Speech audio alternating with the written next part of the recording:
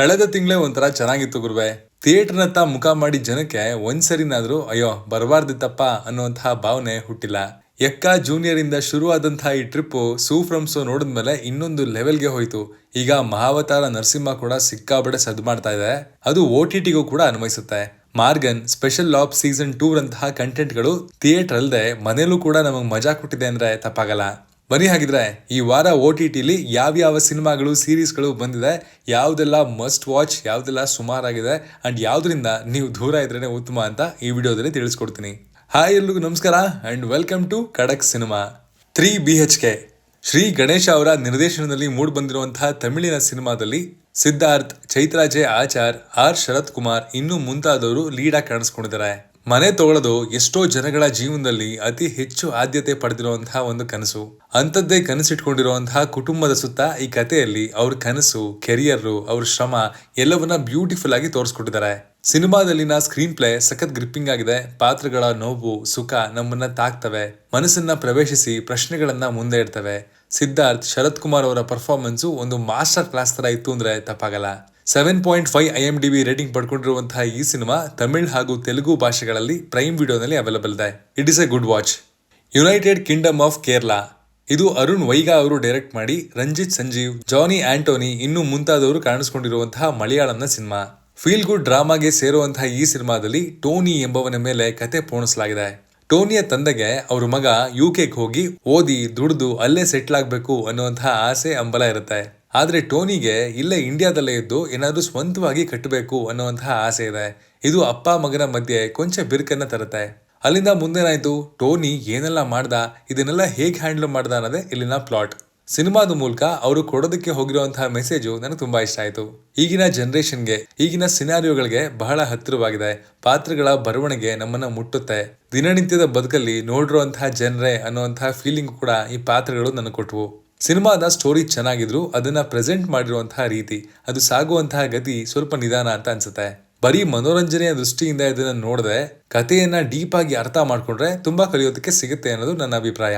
ಖಡಕ್ ಸಿನಿಮಾ ಪ್ರಕಾರ ಇದೊಂದು one time decent watch. 6.1 IMDb rating ಒಂದಿಗೆ ಮಲಯಾಳಂ ಭಾಷೆಯಲ್ಲಿ ಪ್ರೈಮ್ ವಿಡಿಯೋನಲ್ಲಿ ಅವೈಲೇಬಲ್ ಇದೆ. ಸುರಬಿಲಾ ಸುಂದರ ಸ್ವಪ್ನಂ, ಟೋನಿ ಮ್ಯಾಥ್ಯೂ ಅವರು ಡೈರೆಕ್ಟ್ ಮಾಡಿರುವಂತಹ ಈ ಮಲಯಾಳಂ ಸಿನಿಮಾದಲ್ಲಿ ಸ್ಟೆಬಿನ್ ಅಗಸ್ಟಿನ್, ರಾಜಲಕ್ಷ್ಮಿ ರಾಜನ್ ಇನ್ನೂ ಮುಂತಾದವರು ಲೀಡ್ ಆಗಿ ಕಾಣಿಸ್ಕೊಂಡಿದ್ದಾರೆ. ಕಾಮಿಡಿ, ಥ್ರಿಲ್ಲರ್, ಡ್ರಾಮಾ ಎಲ್ಲವನ್ನ ಬ್ಲೆಂಡ್ ಮಾಡಿರುವಂತಹ ಈ ಸಿನಿಮಾದ ಕತೆ ಸುತ್ತೋದು ರಾಜೇಶ್ ಎಂಬ ವ್ಯಕ್ತಿಯ ಸುತ್ತ. ಅವನು ತನ್ನ ತಂದೆಯ ಚಿಕಿತ್ಸೆಗೋಸ್ಕರ ತನ್ನ ಭೂಮಿಗಳನ್ನ ಮಾರ್ತಾನೆ. ಆತನ ಬಳಿ ಉಳಿಯೋದು ಒಂದು ಸ್ಟೇಷನರಿ ಶಾಪ್ ಮಾತ್ರ. ತನ್ನ ಕುಟುಂಬಕ್ಕೋಸ್ಕರ ಮನೆ ಕಟ್ಟಲೇಬೇಕು, ಈ ಸಮಸ್ಯೆಯಿಂದ ಹೊರ ಬರಲೇಬೇಕು ಅಂತ ಅನ್ಕೊಂಡ ಅವನಿಗೆ ಏನೆಲ್ಲ ಕಷ್ಟ ಎದುರಾಯಿತು ಅನ್ನೋದೇ ಇಲ್ಲಿನ ಪ್ಲಾಟ್. ಈ ಸಿನಿಮಾದಲ್ಲಿ ಎಮೋಷನ್ಸು, ಫನ್ನು, ಸಸ್ಪೆನ್ಸ್ ಎಲ್ಲವನ್ನ ಸಖತ್ತಾಗಿ ಅಥೆಂಟಿಕ್ ಆಗಿ ಬ್ಲೆಂಡ್ ಮಾಡಲಾಗಿದೆ. ಅಂಡ್ ಇಲ್ಲಿನ ಆರ್ಟಿಸ್ಟ್ಗಳು ಕೂಡ ಅಷ್ಟೇ ಡೆಡಿಕೇಶನ್ ಇಂದ ಅದನ್ನ ನಿಭಾಯಿಸಿದ್ದಾರೆ ಅಂತ ಅನಿಸ್ತು. ಇಲ್ಲಿನ BGM ಈ ಸಿನಿಮಾದ ಇನ್ನೊಂದು ಹೈಲೈಟು. ಸನ್ನಿವೇಶಗಳು ಒಂದೊಂದಾಗಿ ಬರ್ತಾನೆ ಹೋಗ್ತವೆ ರ್ಯಾಂಡಮ್ ಆಗಿ, ಬಟ್ ಅವು ಮಿಸ್ಪ್ಲೇಸ್ ಆಗಿದ್ದಾವೆ ಅಂತ ಅನ್ಸಲ್ಲ. ಸಿನಿಮಾ ಮುಗಿದ್ಮೇಲೆ ಅಲ್ಲಿನ ಕೆಲವು ಒಳ್ಳೆ ಅಂಶಗಳು ನಿಮ್ಮ ನೆನಪಲ್ಲಿ ಉಳಿಯುತ್ತೆ. ನಿಮ್ಮಿಂದ ಮುಗುಳ್ನಗೆಯನ್ನ ಸಹ ಇದು ಪಡೆಯುತ್ತೆ ಅನ್ನೋದು ನನ್ನ ಒಪಿನಿಯನ್. ಖಡಕ್ ಸಿನಿಮಾ ಪ್ರಕಾರ ಇದೊಂದು ಗ್ರೇಟ್ ವಾಚ್. 7.9 IMDb ರೇಟಿಂಗ್ ಒಂದಿಗೆ ಸನ್ನೆಕ್ಸ್ಟ್ ಅಲ್ಲಿ ಮಲಯಾಳಂ ಭಾಷೆಯಲ್ಲಿ ಅವೈಲೇಬಲ್ ಇದೆ. ಮೈ ಆಕ್ಸ್ಫರ್ಡ್ ಇಯರ್, ಇಯಾನ್ ಮಾರಿಸ್ ಅವರು ಡೈರೆಕ್ಟ್ ಮಾಡಿರುವಂತಹ ಈ ಸಿನಿಮಾದಲ್ಲಿ ಸೋಫಿಯನ್ ಕಾರ್ಸನ್, ಕೋರಿ ಮೈಲ್ಚೆಸ್ಟ್ ಅವರು ಲೀಡ್ ಆಗಿ ಕಾಣಿಸ್ಕೊಂಡಿದ್ದಾರೆ. ಅನಾ ಎಂಬ ಯುವತಿಯ ಸುತ್ತ ಈ ಕತೆ ಸುತ್ತುತ್ತೆ. ಈ ರೊಮ್ಯಾಂಟಿಕ್ ಡ್ರಾಮಾ ಫಿಲಮ್ ಅಲ್ಲಿ ಅವಳು ಆಕ್ಸ್ಫರ್ಡ್ ಸೇರುವಂತಹ ಕನಸು. ಅಲ್ಲಿಗೆ ಸೇರಾದ್ಮೇಲೆ ಅದರಿಂದ ಅವಳು ಪಡೆದಂತಹ ಅನುಭವಗಳ ಮೇಲೆ ಫೋಕಸ್ ಇಡಲಾಗಿದೆ. ಇಲ್ಲಿ ಇಟ್ಟಿದ್ದ ಕೆಲವು ಸನ್ನಿವೇಶಗಳು ಸ್ವಲ್ಪ ಇಂಪ್ರಾಕ್ಟಿಕಲ್ ಅಂತ ಅನ್ಸಿದ್ರು ಆಕ್ಟರ್ಸ್ ಗಳು ತೋರಿಸಿರುವಂತಹ ಕನ್ವಿಕ್ಷನ್ ಇಂದ ಅವು ಬಿಲೀವಬಲ್ ಆಗ್ತವೆ. ಇಟ್ಟಿದ್ದ ಡ್ರಾಮಾ ಚೆನ್ನಾಗಿತ್ತು. ರೊಮ್ಯಾಂಟಿಕ್ ಸಿನಿಮಾ ಆದ್ರೂ ಅಲ್ಲಲ್ಲಿ ಸಣ್ಣ ಸಣ್ಣ ಟ್ವಿಸ್ಟ್ ಗಳನ್ನ ಬ್ಲೆಂಡ್ ಮಾಡಿದ್ದಾರೆ. ಸುಮಾರಾಗಿರೋ ಕಥೆಯನ್ನ ಪ್ರೆಸೆಂಟೇಷನ್ ನಿಂದ ಹೇಗೆ ಉತ್ತಮಗೊಳಿಸಬಹುದು ಅನ್ನೋದಕ್ಕೆ ಈ ಸಿನಿಮಾ ಒಂದು ಉದಾಹರಣೆ. ಖಡಕ್ ಸಿನಿಮಾ ಪ್ರಕಾರ ಈಗೀಗ ನೀವು ಲವ್ವಲ್ಲಿ ಬಿದ್ದಿದ್ದೀರಾ ಅಂದ್ರೆ ಇದೊಂದು ಗುಡ್ ಅಂಡ್ ಫನ್ ವಾಚ್ ಅಂತ ಹೇಳ್ತೀನಿ. 6.6 IMDb ರೇಟಿಂಗ್ ನೊಂದಿಗೆ ಇಂಗ್ಲಿಷ್, ಹಿಂದಿ ಭಾಷೆಯಲ್ಲಿ ನೆಟ್ಫ್ಲಿಕ್ಸ್ ಅಲ್ಲಿ ಅವೈಲೇಬಲ್ ಇದೆ. ತಮ್ಮುಡು, ವೇಣು ಶ್ರೀರಾಮ್ ಅವರು ಡೈರೆಕ್ಟ್ ಮಾಡಿರುವಂತಹ ಈ ತೆಲುಗು ಸಿನಿಮಾದಲ್ಲಿ ನಿತಿನ್, ಸಪ್ತಮಿ ಗೌಡ, ಸ್ವಾಸಿಕಾ ವಿಜಯ್ ಲೀಡ್ ರೋಲ್ಗಳಲ್ಲಿ ಕಾಣಿಸ್ಕೊಂಡಿದ್ದಾರೆ.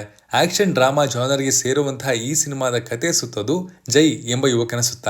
ಇವನು ತನ್ನ ಅಕ್ಕನಿಗೋಸ್ಕರ ಯಾವ ಹಂತಕ್ಕೆ ಹೋಗ್ಬೇಕಾದ್ರೂ ಯಾರನ್ನ ಬೇಕಾದ್ರೂ ಎದುರಿಸ್ತಾನೆ. ಆದ್ರೆ ಕೆಲವು ಕಾರಣಗಳಿಂದ ಇವರಿಬ್ಬರ ಮಧ್ಯೆ ಮಿಸ್ಅಂಡರ್ಸ್ಟ್ಯಾಂಡಿಂಗ್ಸ್ ಗಳು ಹುಟ್ಕೋತವೆ.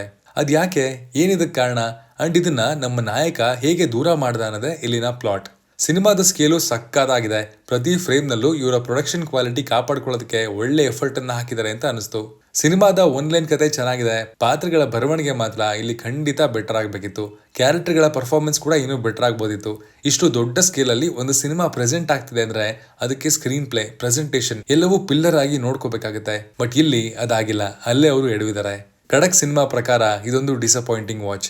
3.8 IMDb ರೇಟಿಂಗ್ ನೊಂದಿಗೆ ನೆಟ್ಫ್ಲಿಕ್ಸ್ ನಲ್ಲಿ ಕನ್ನಡದ ಭಾಷೆಯಲ್ಲಿ ಅವೈಲಬಲ್ ಇದೆ. ಬಕೈತಿ.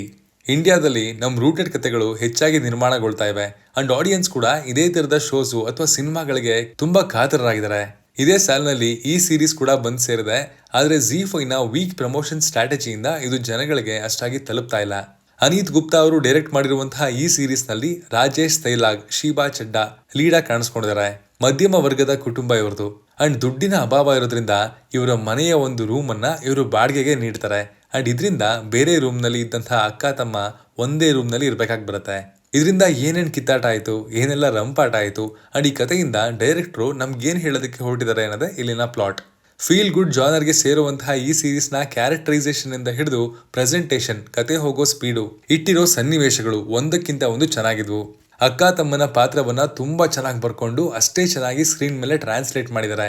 ಖಡಕ್ ಸಿನಿಮಾ ಪ್ರಕಾರ ಬಕೈತಿ ಒಂದು ಗುಡ್ ವಾಚ್. 7.1 IMDb ರೇಟಿಂಗ್ ಪಡ್ಕೊಂಡಿರುವಂತಹ ಈ ಸೀರೀಸು ZEE5 ನಲ್ಲಿ ಹಿಂದಿ ಭಾಷೆಯಲ್ಲಿ ಅವೈಲಬಲ್ ಇದೆ.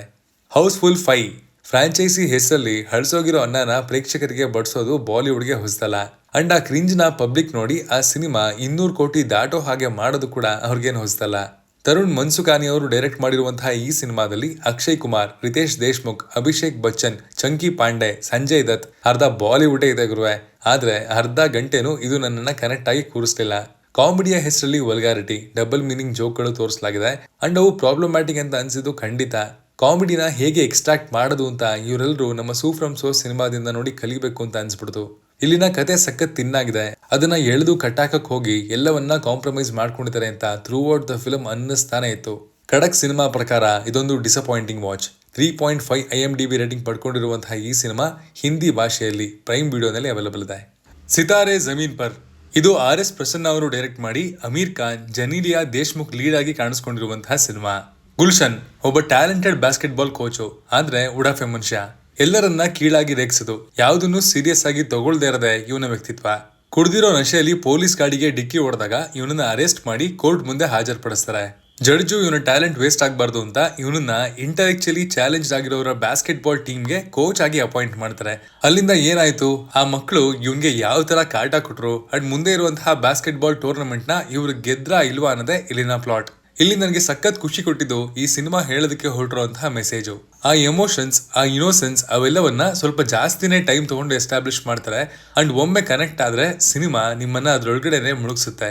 ಅಮೀರ್ ಖಾನ್ ಅವರ ಪರ್ಫಾರ್ಮೆನ್ಸ್ ಕೂಡ ಅವರ ಹಿಂದಿನ 2 ಸಿನಿಮಾಗಳಾದ ಥಗ್ಸ್ ಆಫ್ ಹಿಂದೂಸ್ತಾನ್ ಹಾಗೂ ಲಾಲ್ ಸಿಂಗ್ ಚಡ್ಡಾಗಿಂತ ಸಖತ್ ಮೆಚೂರ್ಡ್ ಆಗಿದೆ.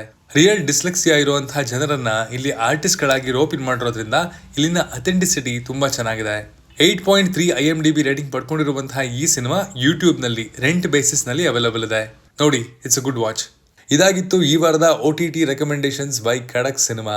ಈ ವಿಡಿಯೋ ನಿಮ್ ಮುಂದೆ ತರೋದಕ್ಕೆ ಹಲವಾರು ಗಂಟೆಗಳ ಬಿಂಜ್ ವಾಚಿಂಗ್, ಸಾಕಷ್ಟು ಹುಡುಕಾಟ ಹೋಗುತ್ತೆ. ಈ ಬೆಸ್ಟ್ ಸಜೆಷನ್ಗಳನ್ನ ನಿಮ್ ಮುಂದೆ ತಲುಪಿಸುವಂತಹ ಕೆಲಸ ನಿಮ್ಗೆ ಇಷ್ಟ ಆಗಿದ್ರೆ ಮಾತ್ರ ಚಾನಲ್ನ ಸಬ್ಸ್ಕ್ರೈಬ್ ಮಾಡಿ ಅಂಡ್ ಈ ಲಿಸ್ಟಲ್ಲಿ ನೀವು ಯಾವ್ದಾದ್ರು ಸಿನಿಮಾ ನೋಡಿದ್ರೆ ಏನ್ ಅನ್ನಿಸ್ತು ಅಂಡ್ ಯಾವ್ದನ್ನ ನೋಡಬೇಕು ಅಂತ ಈಗ ಅನ್ಕೋತಿದ್ದೀರಾ ಎಲ್ಲವನ್ನ ಕಮೆಂಟ್ ಮಾಡಿ. Signing off, Manu.